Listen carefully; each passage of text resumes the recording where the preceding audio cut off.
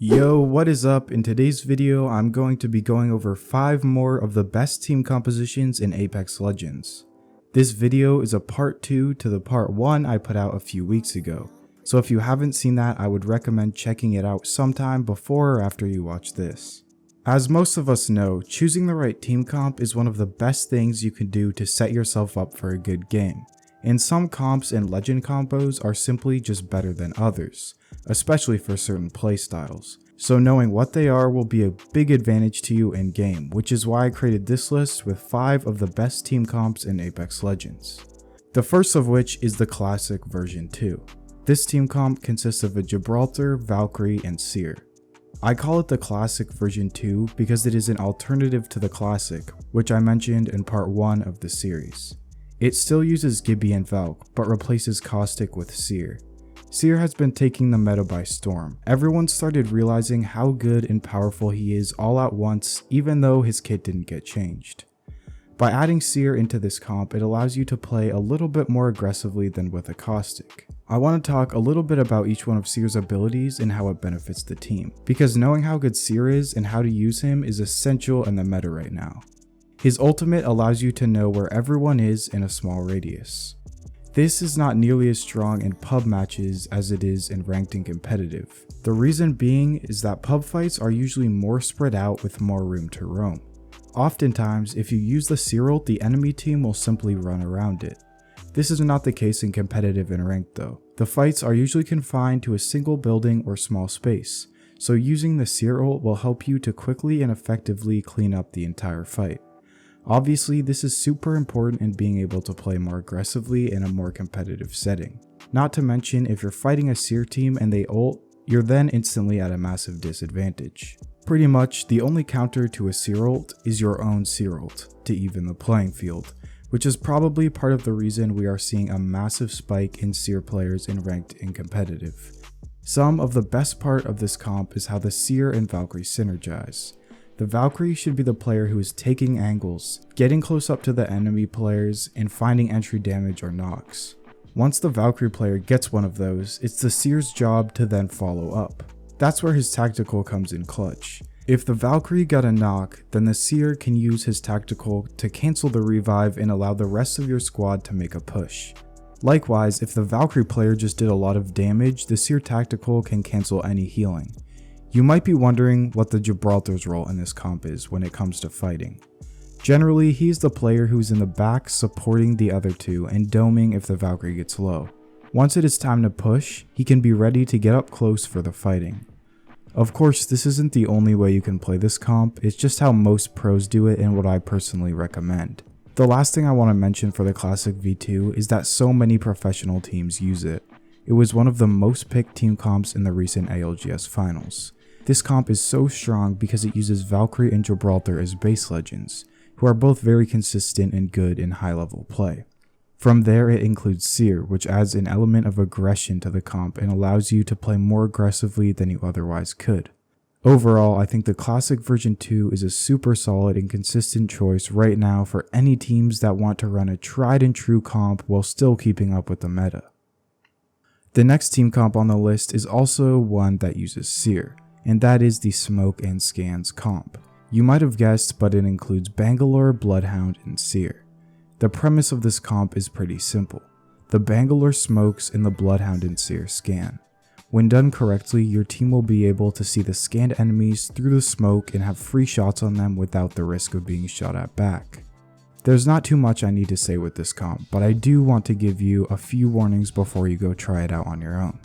The biggest mistake people do when they play the Smoke and Scans comp is they go completely gung-ho and run at enemies with the thought that the Bangalore smoke will make them invincible. The problem with this is that oftentimes the enemy team will also have a recon legend with the ability to scan you. If that happens, you will be left in a vulnerable position, and that is not what you want to have happen. With this comp, you have to make sure the smokes are to your advantage and that you're not getting too overextended. The biggest advice I can give is to make sure you know what you're up against. You have plenty of scans, so before the fight even starts, use them to get information on the other team's comp and what legends they have. If they themselves have a Bloodhound or Seer, then you have to be mindful of it and play around it. Please do not think you're invincible simply because there's a smoke between your team and the enemy team. You have to be patient when using this combo. It can be really good but also really bad if you don't use it right. So play it carefully and take some time to learn how to play it correctly. If you want to make it a little bit more of a competitive team comp because 2 recon legends can be a little bit over the top, then I would recommend replacing the Bloodhound with a Gibraltar. This will add a little bit more solidness to your team. With the original comp, the playstyle is super fast and fluid, but if that's not as much your style, a Gibby will allow you to slow it down and reset. Either way you run it, the Smoke and Scans comp is a super fun and interesting comp to play. I can guarantee you will never get bored in game when playing this. After the Smoke and Scans comp, the next on the list is the amazing 100 Thieves team comp. This comp is obviously named after its creators, the 100 Thieves APAC team, who used it to secure a 3rd place finish in the finals of the 2022 ALGS. It is composed of Newcastle, Watson, and Valkyrie. When 100 Thieves used it on land, there were many skeptics as to whether it would be viable or not. With everyone playing Gibraltar, a Newcastle really shook things up. It worked though, and now here we are with the 100 Thieves team comp on the list. People were so surprised because Newcastle and Watson fill the same roles as Gibraltar and Caustic. And since Caustic and Gibraltar are considered to be stronger in the meta and what everyone else was running, why you would choose Newcastle and Watson made little sense. 100 Thieves proved that one is not better than the other though, they just have different strengths. Take Gibraltar compared to Newcastle for example. They both provide protection, cover, and added res ability to the team. However, Gibraltar provides a solid immovable dome with all-around protection, while Newcastle provides protection from one direction, that is mobile. The mobility is kind of the key here. Newcastle becomes very valuable with a zone to your back or when you want to slowly push up on a team. It's times like these where Gibraltar's dome would be useful for a second or two, but past that it would be completely useless. One of the big downsides to Newcastle compared to Gibby is that Newcastle has no protection from the top against grenades or other legend ordinances. That means against Gibby's ult he is completely useless. Partially because of that, Watson is included in this team comp to make up for where Newcastle can't. Her pylon will block all of these ordinances and counter any Gibraltar ultimates, which is one of the reasons Caustic was replaced. In terms of playstyle, the 100 Thieves comp leans towards the center zone, play rank playstyle. So that means landing and trying to rotate pretty quickly after looting your POI. The good thing is that you will still have a Valkyrie for fast and easy rotations, so don't be afraid to Valkyrie early in order to allow your Watson time to set up. All in all, I think this is a super interesting team comp that 100 Thieves decided to use at LAN, and I've really enjoyed experimenting with it in ranked. I think it has good potential for a future, especially after using it for a while. I recommend you give this one a try. Not all of your team comp choice should just come down to meta, playstyle, and preference. Those things are all super important, but it's also good to take into account what map you are playing on when deciding team comp. It might be obvious to some, but certain legends and legend combos are good on some maps but not so much on others. And since the newest map, Stormpoint, has been in rotation for ranked and competitive recently, I thought it would be good to talk about a Stormpoint comp on this list. The Stormpoint comp I'm referring to is Gibraltar, Valkyrie, and Ashe. Not surprisingly, Gibby and Valk make another appearance on the list, but I think it's hard to make the best Stormpoint comp without these two. They are both really good in the meta, no matter the map, but they are made even better on Stormpoint. For one, Stormpoint is by far the biggest map of any. This makes Valkyrie even more of a necessity because suddenly walking rotations becomes that much harder and take that much longer. There's also these massive cliffs that create difficult choke points throughout the map. A Valkyrie can simply ult over these things, bypassing them completely. I think it is little question as to whether Valkyrie needs a nerf when you realize how good she is on Stormpoint, and in any comp in general. To go along with Valkyrie, there's also Gibby, who is not as strong on this map but definitely still shows. Again, Stormpoint's size contributes to this. There are a lot of large spaces on Stormpoint with little cover. If you get shot at while you're in one of these spaces, you're oftentimes just dead, no matter how good your movement is. In these situations, Gibraltar's bubble comes in handy to create that artificial cover and give you a chance to reset. You'll notice how good Gibraltar is on a map comes down to the amount of wide open space on that map there is. For example, he's the worst on King's Canyon because it's so small and crowded, and the best on Olympus because it's so open and spread out. I think his second best map is Stormpoint, which is why he's included in the Stormpoint comp, with the last legend on the team being Ashe.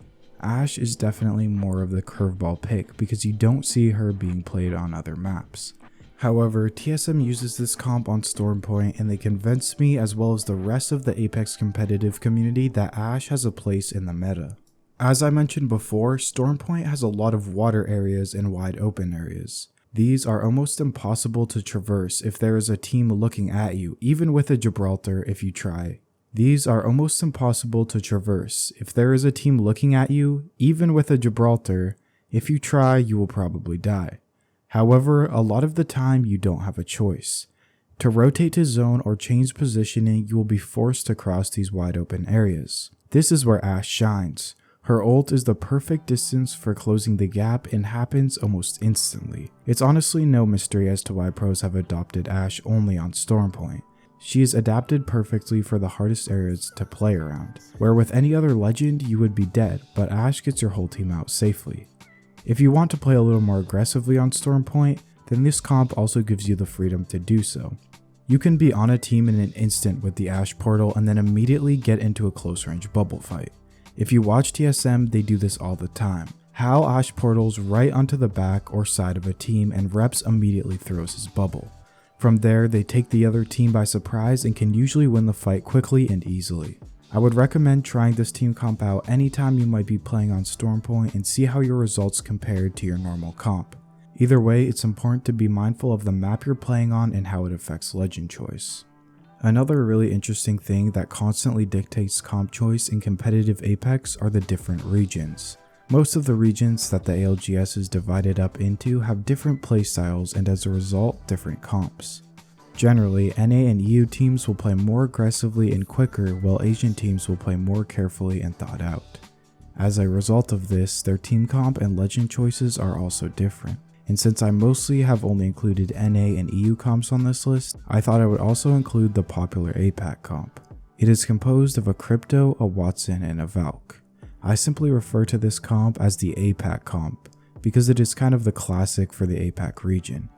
It is somewhat of the standard and default for APAC teams, and it was cool to see it in action on LAN. Again, Watson makes an appearance on the list, which is great to see because she hasn't been used consistently in competitive for quite a while since recently. As an alternative for Caustic, Watson allows your team to control a lot more space. Her fences can cover a lot more ground and thus fortify a much larger area, allowing you to hold a position comfortably for a long time. I also like to see Crypto make an appearance with this comp. Crypto is a lot more common in APAC play than he is in NA or Europe. I think because of the playstyle differences. In a slower game, the Crypto player will have more time to fly his drone and get information. He can also be used as a little bit more of a scout when the game is at a slower pace. You'll have more time to fly the drone out to a position and scout it than if you have to be making decisions quickly. In that case, a Crypto doesn't help you that much simply because you don't have the time. So in the end, choosing to use this team comp I think mostly comes down to you and your team's playstyle, and how you like to play the game. If you're more of a thought out, methodical team, then I would recommend you to try this comp out.